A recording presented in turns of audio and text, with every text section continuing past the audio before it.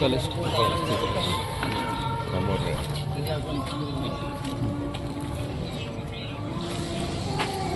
Shawl टाकून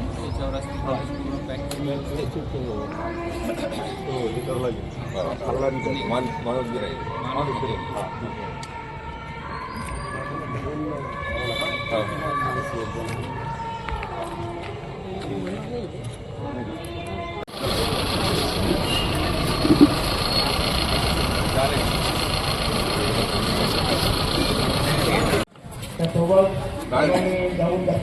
अजीत दादा अमर रहे, अमर रहे, अमर रहे। अजीत दादा अमर रहे, जब तक सूरज चांद रहेगा अजीत दादा का नाम रहेगा।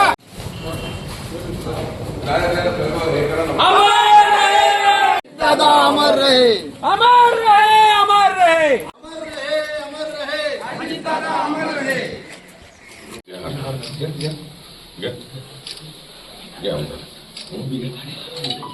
राष्ट्रमाता जिजाऊ माँसाहेब जय शिवराय, जय जिजाऊ। चलो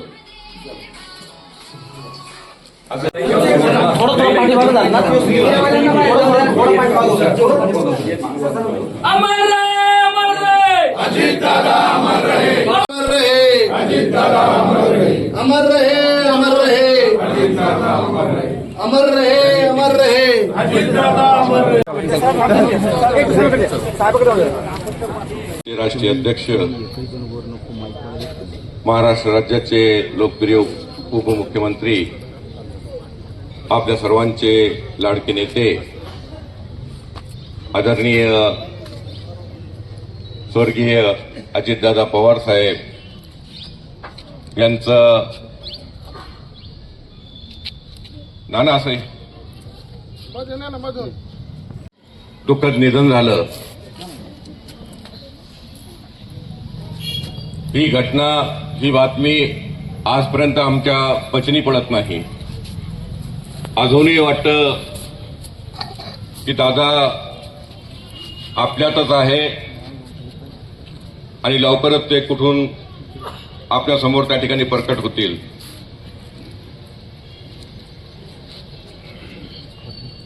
एक लोकनेता तुमच्या आमच्यातून अवेळी त्या ठिकाणी निघून गेला, याचं दुःख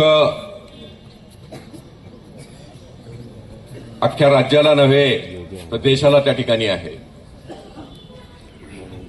एक कर्तबगार नेता, पोटात जे ते ओटावर आणि विकासाला गती देणारा, कार्यकर्त्यांना पाठबळ देणारा, लाडक्या बहिणीला त्या ठिकाणी आधार देणारा एक भाऊ तुमच्या आमच्यातून त्या ठिकाणी कायमचा हरपला आहे, निघून गेलेला आहे।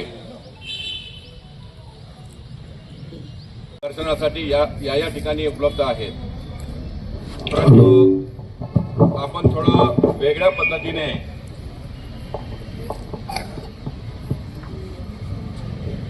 अस्थि कलश संपूर्ण बुलढाणा जिल्ह्यामध्ये तेराई तालुक्याच्या मुख्यालयी हा अस्थि कलश त्या ठिकाणी नेण्यात येणार आहे। यामागे जिल्ह्याचे नेते, माजी मंत्री,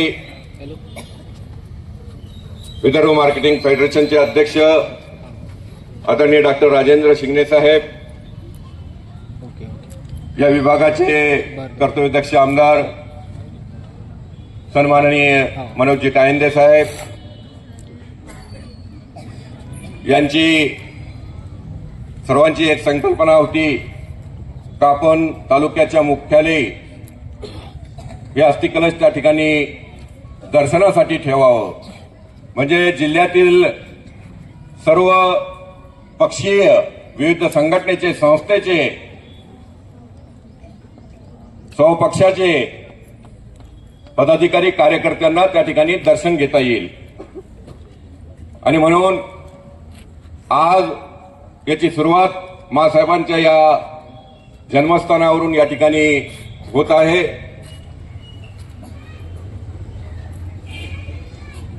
हे अस्थिकलश इथून दर्शन झाल्यानंतर लोणारला त्या ठिकाणी नेण्यात येणार आहे. लोणारचं कार्यक्रम त्या ठिकाणी आटोपल्यानंतर, दर्शन आटोपल्यानंतर मेहकर, जानेफळ मार्गे खामगाव आणि शेगावला त्या ठिकाणी अस्थिकलश यात्रेचं त्या ठिकाणी मुक्काम राहील आणि सकाळी दर्शनासाठी अस्थिकलश त्या ठिकाणी शेगावला उपलब्ध राहील. त्या ठिकाणी बुलढाण्याला जिल्हाभरातून आलेली मंडळी त्या ठिकाणी उपस्थित होती. वेगवेगळ्या तालुक्यामध्ये देखील शोकसभा त्या ठिकाणी आयोजित करण्यात येत आहे. काही ठिकाणी जिल्ह्यामध्ये दादा गेले त्या दिवशी किंवा ज्या दिवशी त्यांना अग्नी देण्यात आली त्या दिवशी शहरं, आपली गावं बंद करण्याचं काम देखील या जिल्ह्याने त्या ठिकाणी केलं. दुखोटा त्या ठिकाणी व्यक्त केला आणि त्या दुखोट्यामध्ये ही जनता, ही लोक त्या ठिकाणी सामील झाले. सिंदखेड राजाला देखील कळकळीत बंद पाडण्यात आलं. अशाच पद्धतीने देळगाव राजा असेल, अनेक जिल्ह्यातील अनेक भागामध्ये त्या ठिकाणी अशा पद्धतीने हे त्या ठिकाणी बंद पाडण्याचं काम त्या ठिकाणी केलं. एक फार मोठं दुःख तुमच्या आमच्या नशिबी त्या ठिकाणी आलेलं आहे.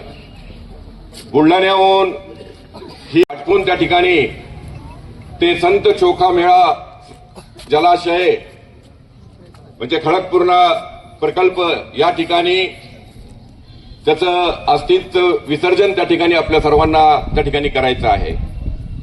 माझी आपल्या सर्वांना विनंती राहील की 5 तारखेचं वेळ आपण त्या ठिकाणी दिलेली आहे. आता कोणाला आणि संपूर्ण महाराष्ट्राचा, देशाचं काय नुकसान झालं हे हळूहळू तुम्हाला त्या ठिकाणी लक्षात येईल. आपण नेता माणूस हयात असताना त्याची कदर कधीच करत नाही, पण ते गेल्यानंतर आपल्याला कळतं का याची उंची या नेत्याची किती मोठी त्या ठिकाणी होती. परवाच्या शोकसभेमध्ये डॉक्टर राजेंद्र शिंगणे साहेब असतील, आम्ही असतो, आमदार साहेब असतील, नाना नागपूरला त्या ठिकाणी आपल्या संवेदना व्यक्त करून निघून गेले होते. बुलढाणा जिल्ह्यामध्ये जिल्ह्याच्या मुख्यालय जे शासकीय महाविद्यालय, शासकीय वैद्यकीय महाविद्यालय मंजूर झालेलं आहे, त्याच्यासाठी दादांनी फार मोठी मदत त्या ठिकाणी आर्थिक सरकारच्या माध्यमातून त्या ठिकाणी केली आणि म्हणून दादांचं नाव त्या ठिकाणी त्या शासकीय महाविद्यालयात देण्यात यावं अशा प्रकारची चर्चा देखील त्या ठिकाणी शोकसभेमध्ये झाली. धडपड करणारा माणूस आज आपल्यामध्ये नाही.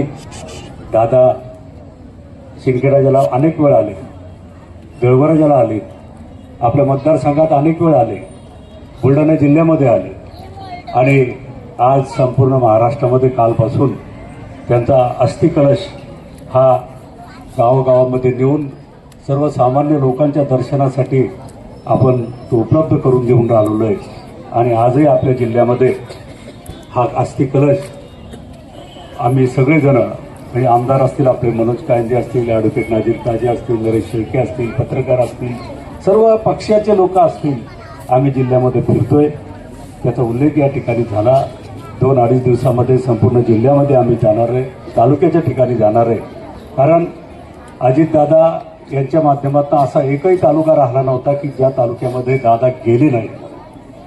विकासाच्या कामाच्या सुरुवात करण्यासाठी, पक्षाच्या कार्यक्रमासाठी, लोकांना भेटण्यासाठी, जनतेचे प्रश्न सोडवण्यासाठी या जिल्ह्यातल्या कान्याकोपऱ्यात माननीय अजितदादा हे फिरलेले आहेत आणि म्हणून या जिल्ह्यामधल्या कान्याकोपऱ्यातल्या लोकांना आज दादा भेटले नाही, किंवा आम्हा सर्वांना भेटले नाही, परंतु आपल्या हिंदू धर्माच्या प्रमाणात आज आपण त्यांच्या अस्थी, त्यांच्या कुटुंबियांनी 2-3 दिवसापूर्वी काही अस्थी विसर्जित केल्या नीरा नदीमध्ये आणि आज ज्या काही अस्थी असतील त्या प्रत्येक जिल्ह्यामध्ये जाऊन आपापल्या पवित्र नदीमध्ये जिल्ह्यातल्या की आपण सर्व मान्यवरांनी नगराध्यक्ष लोकनियुक्त नगराध्यक्ष सौरभजी तायडे यांना सुद्धा विनंती आहे की सर्वांनी अस्थि कलशाचं दर्शन घ्यायचं आहे.